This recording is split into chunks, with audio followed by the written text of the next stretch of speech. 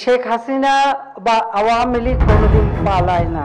উন্নয়নের ফিরিস্তি শুনিয়ে দীর্ঘ 15 বছরেরও বেশি সময় ধরে দেশ শাসন, তারপরেও বিদায় বেলায় নামের আগে যুক্ত হলো স্বৈরশাসক, ফ্যাসিস্ট ও অত্যাচারী।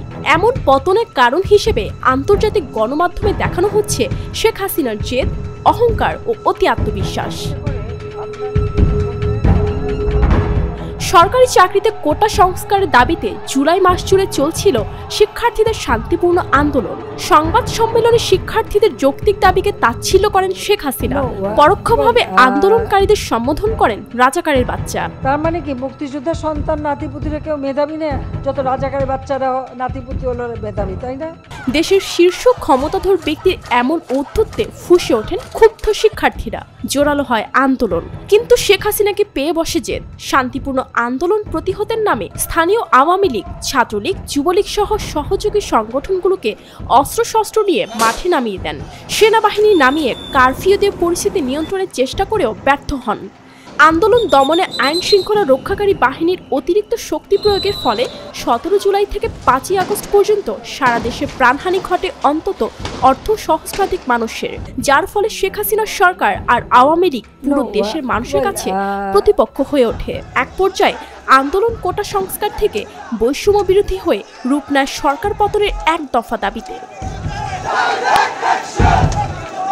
গেল নির্বাচনের পর মূলত দেশের ভেতরেই একাকিত্বে ভুগছিল আওয়ামী লীগ। দীর্ঘ অপশাসনে খেপিয়ে তুলছিল সবাইকে। এই সরকারের বিভিন্ন পর্যায়ে দুর্নীতি, অর্থ পাচার ও অর্থনীতির মন্দা পরিস্থিতিতে ক্ষোভ তৈরি হয়েছিল মানুষের মধ্যে। সব মিলিয়ে একা হয়ে পড়েন শেখ হাসিনা।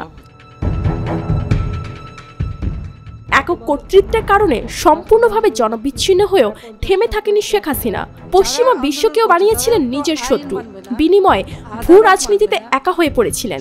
ভারতের উপর নির্ভরশীল হয়ে পরপর 3টি বিতর্কিত নির্বাচন করেও বহাল তবিয়তে দেশ চালিয়েছিলেন শেখ হাসিনা।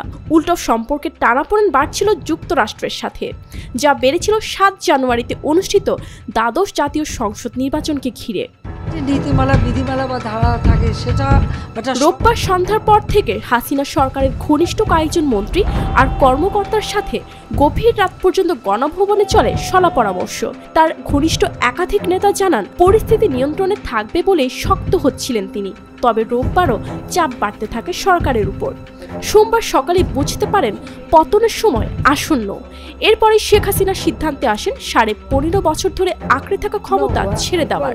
5 আগস্ট সোমবার পদত্যাগ করেন এই স্বৈরশাসক।